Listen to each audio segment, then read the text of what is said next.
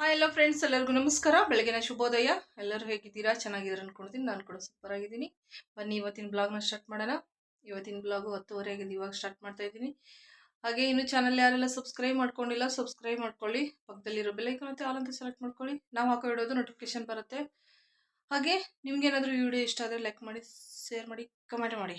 ಬನ್ನಿ ಫ್ರೆಂಡ್ಸ್, ನಾನು ಇವಾಗ ಏನು ಮಾಡ್ತಾ ಇದ್ದೀನಿ ಅಂತ ತೋರಿಸ್ತೀನಿ, ಹೇಳಲ್ಲ, ಏನೇನೋ ಮಾಡ್ತಾ ಇದ್ದೀನಿ. ಇವತ್ತು ಗುರುವಾರ ಅಲ್ವಾ, ಗುರುವಾರ ಪೂಜೆ ಎಲ್ಲ ಆಯಿತು. ಪೂಜೆ ಮುಗಿಸ್ತು, ಇಷ್ಟೊತ್ತು ಪೂಜೆ ಆಯಿತು ನೋಡಿ. ನನಗೆ ಇವತ್ತು ದೇವಸ್ಥಾನಕ್ಕೆ ಹೋಗಿ ಬರೋಕ್ಕಾಗಲಿಲ್ಲ, ಸಾಯಿಬಾಬಾಗೆ. ಆಮೇಲೆ ಹೋಗೋಣ ಅಂತ ಅಂದ್ಕೊಂಡಿದ್ದೀನಿ ಮಧ್ಯಾಹ್ನ ಮೇಲೆ.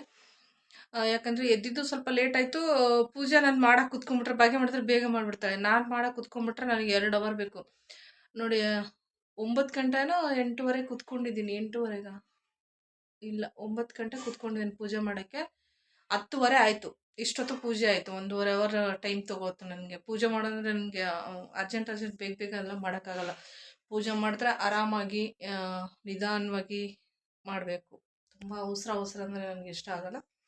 ನಾನು ಯಾವ ರೀತಿ ಪೂಜೆ ಮಾಡಿದ್ದೀನಿ ಅಂತ ತೋರಿಸ್ತೀನಿ. ಹಾಗೆ ಮತ್ತೆ ನಾನು ಇವತ್ತು ಏನು ಮಾಡ್ತಾಯಿದ್ದೀನಿ ಅಂತ ಕೂಡ ತೋರಿಸ್ತೀನಿ. ಬಾಗಿಲು ಮುಂದೆ ಈ ಥರ ರಂಗೋಲಿನ ಹಾಕಿದ್ದೀನಿ, ದೀಪ ಹಚ್ಚಿಡ್ತೀನಿ ನಾನು ಯಾವಾಗ್ಲೂ.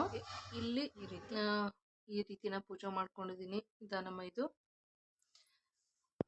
ಗುರುವಾರ ಮಾಡ್ತೀವಲ್ಲ, ಇಷ್ಟೇ ಸಿಂಪಲ್ಲಾಗಿ ಮಾಡೋದು ನಾವೇನು ಯಾವಾಗಲೂ. ಯಾವ ರೀತಿ ಬಂದಿದೆ ಅಂತ ಕಮೆಂಟ್ ಮಾಡಿ ಪೂಜೆ. ಹಾಗೆ ಇಲ್ಲಿ ನಾನು ಮೇಲ್ಗಡೆ ಈ ರೀತಿ ಪೂಜೆನ ಮಾಡ್ಕೊಂಡಿದ್ದೀನಿ.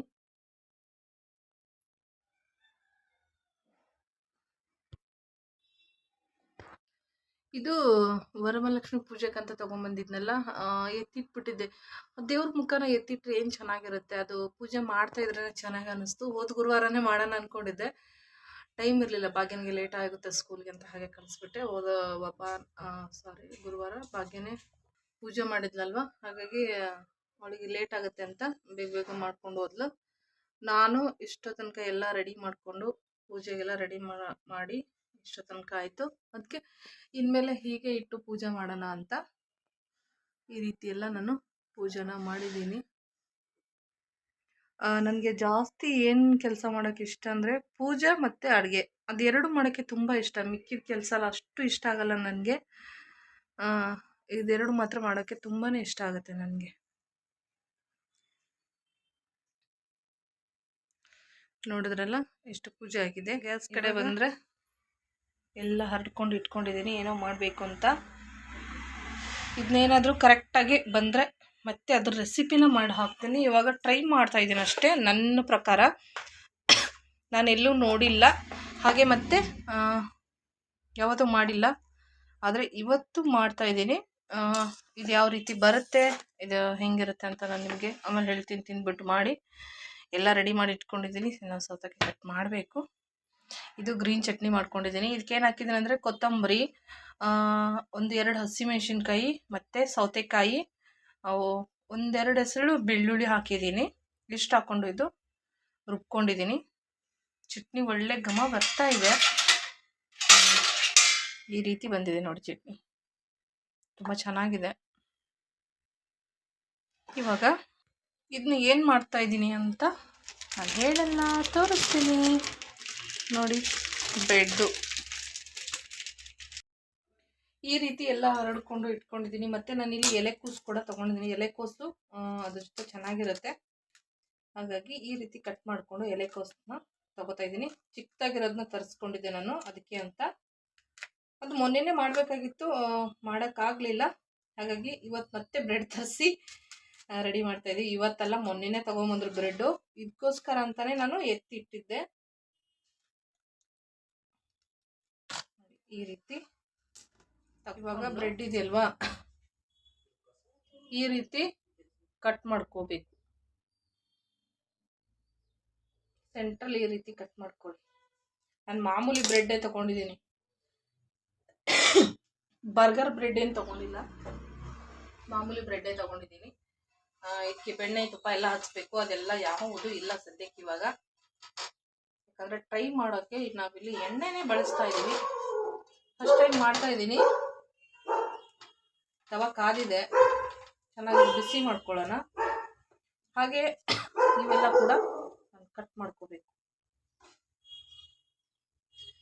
ಭಾಗ್ಯನಿಗೆ ಬೆಳಿಗ್ಗೆ ಮಾಡಿ ಕೊಟ್ಟಿದ್ದೀನಿ, ಆದರೆ ಗ್ರೀನ್ ಚಟ್ನಿ ಮಾಡಿರಲಿಲ್ಲ. ಬೆಳಿಗ್ಗೆ ಭಾಗ್ಯನಿಗೆ ಮಾಡಿಕೊಡ್ಬೇಕಾದ್ರೆ ನಾನು ಗ್ರೀನ್ ಚಟ್ನಿ ಮಾಡಿರಲಿಲ್ಲ. ಇವಾಗ ನೆನಪಾಯಿತು ಅದು ಗ್ರೀನ್ ಚಟ್ನಿ ಹಾಕಿ ಮಾಡಿದ್ರೆ ಹೇಗಿರುತ್ತೆ ಅಂತ. ಅವಳಿಗೆ ಬೆಳಿಗ್ಗೆ ಸಿಂಪಲಾಗಿ ಮಾಡಿಕೊಟ್ಟೆ, ಮಮ್ಮಿ ತುಂಬ ಚೆನ್ನಾಗಾಗಿದೆ, ಇಷ್ಟ ಆಯಿತು ಅಂತ ಹೇಳಿದ್ಲು. ಆದರೆ ಚಟ್ನಿ ಹಾಕಿರಲಿಲ್ಲ, ಗ್ರೀನ್ ಚಟ್ನಿ, ಬರೀ ವೈಟ್ ಸಾಸು ಮತ್ತು ಟೊಮೊಟೊ ಸಾಸ್ ಹಾಕಿ ಮಾಡಿಕೊಟ್ಟಿದ್ದೆ. ಇವಾಗ ನೋಡೋಣ ಯಾವ ರೀತಿ ಬರುತ್ತೆ ಅಂತ. ನಾನು ತುಂಬ ಕೈ ಅವಸರ ಈ ಥರ ಎಲ್ಲ ಕಟ್ ಮಾಡಿಬಿಡ್ತೀನಿ. ನೀವು ನೋಡಿಕೊಂಡು ಆರಾಮಾಗಿ ಮಾಡಿಕೊಡಿ.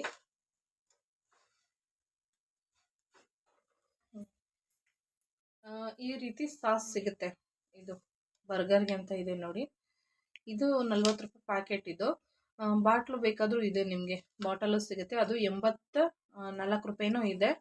ಇದು 47 ರೂಪಾಯಿದೆ. ಅವರು 40 ರೂಪಾಯಿ ತೊಗೊಂಡಿದ್ದಾರೆ. ಈ ಥರ ಬಾಟಲ್ ಬರುತ್ತೆ. ಇದೇನು ಡಿಸೈನ್ ತೋರಿಸಿದಾರಲ್ಲ ಮೇಲೆ, ಈ ಥರ ಬಾಟಲ್ ಸಿಗುತ್ತೆ ನಿಮಗೆ. ಮನೆಯಲ್ಲೇ ಮಾಡ್ಕೋಬಹುದು, ಎಷ್ಟು ಚೆನ್ನಾಗಿ. ಆದರೆ ಅಷ್ಟು ವಸ್ತುಗಳು ಮನೇಲಿ ಕೆಲವೊಂದೊಂದು ಟೈಮಲ್ಲಿ ಕೆಲವೊಂದು ವಸ್ತು ಕಮ್ಮಿ ಇರ್ತವೆ, ಅವಾಗೆಲ್ಲ ಮಾಡ್ಕೊಳಕ್ಕಾಗಲ್ವಲ್ಲ. ಹಾಗೆ ಇವಾಗ ನೋಡಿ ಇದು ರೆಡಿ ಆಯಿತು. ಇದನ್ನು ಎತ್ತಿ ಒಂದು ಪ್ಲೇಟಿಗೆ ಇಟ್ಕೊಂಡ್ಬಿಡ್ತೀನಿ. ಈಗ ನೋಡಿ ಈ ಥರ ಬಿಸಿ ಮಾಡ್ಕೋಬೇಕು. ತುಪ್ಪ ಹಾಕಿದ್ರೆ ಕಲರು ಬೇರೆ ಬರುತ್ತೆ. ಬೆಣ್ಣೆ ಅಥವಾ ತುಪ್ಪ ಹಾಕಿದ್ರೆ ಕಲರು ತುಂಬ ಚೆನ್ನಾಗಿ ಬರುತ್ತೆ. ಎಣ್ಣೆ ಹಾಕಿದ್ರಿಂದ ಈ ಥರ ಕಲರ್ ಬರ್ತಿದೆ ಅಷ್ಟೇ. ನೋಡಿ, ಎಣ್ಣೆ ಹಾಕಿದ್ರೆ ಈ ಕಲರ್ ಬರುತ್ತೆ. ತುಪ್ಪ ಅಥವಾ ಬೆಣ್ಣೆ ಹಾಕೊಂಡ್ರೆ ಅದು ಡಿಫ್ರೆಂಟಾಗಿ ತುಂಬ ಚೆನ್ನಾಗಿ ಬರುತ್ತೆ ಆ ಕಲರ್. ಹಾಗೆ ಮತ್ತೆ ಸಣ್ಣ ಉರಿ ಇಟ್ಕೊಂಡು ಬೇಯಿಸ್ಕೋಬೇಕು.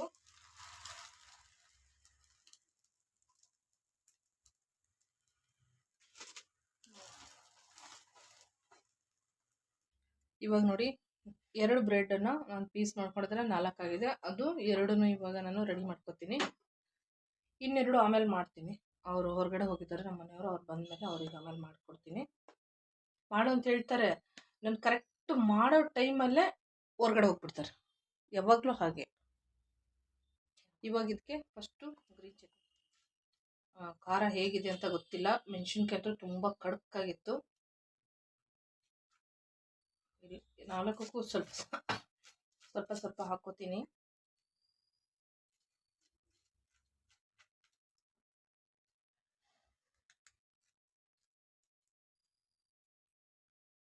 ನೋಡಿ, 4ಕ್ಕೂ ಗ್ರೀನ್ ಚಟ್ನಿ ಹಾಕಿ ಆಯಿತು. ಇವಾಗ ಇದ್ರ ಮೇಲೆ ಇದು ಮಾತ್ರ ಹಾಕ್ತಾ ಇದ್ದೀನಿ. ಇದನ್ನು ಕೂಡ ಅದೇ ಥರ ಕ್ಲೀನಾಗಿ ಅದ್ರ ಮೇಲೆ ಹರಡ್ಕೋಬೇಕು. ನೋಡಿ ಈ ಥರ. ಇದೇನಾದರೂ ಟೇಸ್ಟ್ ಚೆನ್ನಾಗಿ ಬಂದರೆ ನಾನು ಇದ್ರದ್ದು ಒಳ್ಳೆ ರೆಸಿಪಿ ಮಾಡಿ ಹಾಕ್ತೀನಿ ಆಮೇಲೆ. ನೋಡಿ ಇಷ್ಟು ಸಾಕು. ಇದು 2ಕ್ಕೂ ಹಾಕೋದೇನು ಬೇಡ, ಅಂದರೆ 4 ಹಾಕೋದು ಬೇಡ, 2ಗೆ ಮಾತ್ರ ಅಪೋಸಿಟ್ ಅಷ್ಟೇ ಸಾಕು. ಇವಾಗ ವೈಟ್ ಸಾಸ್ ಹಾಕಿದೆಯಲ್ಲ, ಅದ್ರ ಮೇಲೆ ಟೊಮೊಟೊ ಇಡೋಣ. ಮತ್ತು ನೋಡಿ ಈ ರೀತಿ ಈರುಳ್ಳಿ ನೋಡಿ, ಸೌತೆಕಾಯಿ, ಈರುಳ್ಳಿ ಮತ್ತು ಟೊಮೊಟೊ ಹಾಕಿದ್ದೀನಿ. ಅದ್ರ ಮೇಲೆ ಈ ಥರ ಇದೊಂದು ಇಟ್ಕೊಂಡ್ಬಿಡ್ಬೇಕು. ನೋಡಿ ಈ ಥರ ಇಟ್ಕೊಂಡ್ಬಿಡ್ಬೇಕು.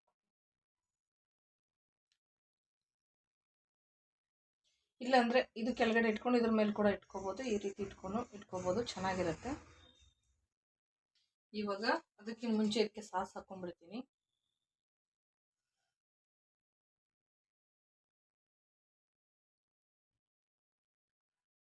ನೋಡಿ ಈ ರೀತಿ ಸಾಸ್ ಹಾಕೊಂಡ್ರೆ ಚೆನ್ನಾಗಿರುತ್ತೆ. ನೋಡಿ, ಎಲೆಕೋಸು ಇದು ಕಟ್ ಮಾಡಿಕೊಂಡೆ, ಯಾಕಂದರೆ ಈ ಥರ ಕಡ್ಡಿ ಬರುತ್ತಲ್ವ, ತಿನ್ನಕ್ಕೆ ಚೆನ್ನಾಗಿರಲ್ಲ. ನೋಡಿ ಈ ಥರ ಕಡ್ಡಿ ಬರುತ್ತೆ, ಅದು ಚೆನ್ನಾಗಿರಲ್ಲ. ಇದು ಇಡೋಕ್ಕೆ ಕೂಡ ಈಸಿ ಆಗುತ್ತೆ ಈ ಥರ. ಮತ್ತು ತಕ್ಕೊಂಬಿಡೋಣ. ಗೊತ್ತಿಲ್ಲ ಬರ್ಗರ್ ಆಗುತ್ತೋ ಪಿಜ್ಜಾ ಆಗುತ್ತೋ ಏನು ಸಜ್ಜಿ ರೊಟ್ಟಿ ಆಗುತ್ತೋ ಗೊತ್ತಿಲ್ಲ. ಏನಾಗುತ್ತೋ ಆಗಲಿ, ಮಾಡೋದೇ. ನಾನು ಫಸ್ಟ್ ಟೈಮ್ ಮಾಡ್ತಾಯಿದ್ದೀನಿ. ನೋಡಿದ್ರಾ, ಈ ರೀತಿ ಇಟ್ಕೊಂಡ್ಬಿಟ್ಟು ಇದ್ರ ಮೇಲೆ ಹಿಂಗೆ ಇಟ್ಕೊಂಡ್ಬಿಟ್ಟು ತಿಂತಾ ಇರೋದೇ. ನೋಡಿದ್ರಲ್ಲ ಎಷ್ಟು ಈಸಿಯಾಗಿ ಮಾಡೋದಂತ. ಆದರೆ ಮಾಡೋದೇನೋ ಈಸಿಯಾಗಿ ಮಾಡಿಬಿಟ್ಟೆ. ತಿಂದಮೇಲೆ ಹೆಂಗಿರುತ್ತೆ ಅಂತ ನೋಡೋಣ ಇರಿ.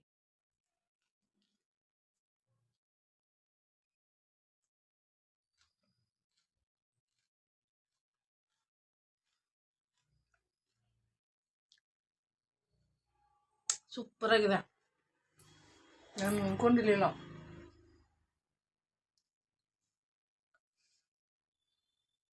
ಗ್ರೀನ್ ಸಾಸ್ ಇದೆಯಲ್ಲ, ಪಾ ಸಖತ್ತಾಗಿ ಬಂದಿದೆ ರೀ. ಟೇಸ್ಟ್ ಏನು ಕೇಳ್ತೀರಾ, ತುಂಬಾ ಚೆನ್ನಾಗಿ ಬಂದಿದೆ. ಆದರೆ ಬಾಯಿ ತುಂಬ ಅಗಲ ಮಾಡಬೇಕು, ತುಂಬ ಕಷ್ಟ. ತಿನ್ನೋಕ್ಕೆ ಬಾಯಿ ಇಷ್ಟೊಂದು ಅಗಲ ಮಾಡೋದು ಹೆಂಗೆ ಇದು?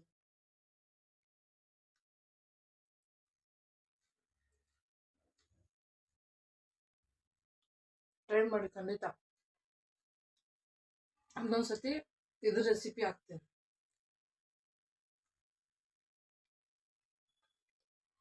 ಅದ್ಭುತ ರುಚಿ. ಸುಮ್ಮನೆ ಅಲ್ಲಿ 100 ರೂಪಾಯಿ ಕೊಟ್ಟು ಒಂದು ಇಷ್ಟು ಪದಾರ್ಥ ತಿನ್ನೋಕ್ಕೆ 100 ರೂಪಾಯಿ ಕೊಡಬೇಕು. ಒಂದು 50 ರೂಪಾಯಿ ಖರ್ಚು ಮಾಡಿದ್ರೆ ಎಲ್ಲಾನು ಆಗೋಗುತ್ತೆ. ಅದು ಮಂದಿ ಎಲ್ಲ ತಿನ್ಬೋದು. ನನಗಂತೂ ತುಂಬ ಇಷ್ಟ ಆಯಿತು. ನೀವು ಕೂಡ ಟ್ರೈ ಮಾಡಿ, ಹೆಂಗೆ ಬಂದಿದೆ ಅಂತ ಕಮೆಂಟ್ ಮಾಡಿ ತಿಳಿಸಿ. Thank you friends. ನೀವು ಇವತ್ತಿನ ಬ್ಲಾಗ್ ಇಷ್ಟ. ನಾನು ಈ ಬರ್ಗರ್ ತೋರ್ಸೋಕ್ಕೆ ಅಂತಲೇ ಮಾಡಿದ್ದು. ತುಂಬ ಅಂದರೆ ತುಂಬ ಚೆನ್ನಾಗಿ ಬಂದಿದೆ. ಟೇಸ್ಟ್ ಅಂತೂ ಸಖತ್ತಾಗಿದೆ, ಹೇಳಂಗೆ ಇಲ್ಲ. ಯಾರೆಲ್ಲ ಟ್ರೈ ಮಾಡ್ತಾರೆ ಕಮೆಂಟ್ ಮಾಡಿ ತಿಳಿಸಿ. Thank you friends. ಇವತ್ತಿನ ಬ್ಲಾಗ್ ಇಷ್ಟೇ. ತುಂಬ ಲೆಂತಿ ಆಗಿಬಿಡುತ್ತೆ ಇನ್ನು ಏನಾದರೂ ಮಾಡೋಕ್ಕೆ ಹೋದ್ರೆ, ಅದಕ್ಕೆ ಬೇಡ. ಓಕೆ ಫ್ರೆಂಡ್ಸ್, ಬಾಯ್. ಎಲ್ಲರಿಗೂ ನಮಸ್ಕಾರ.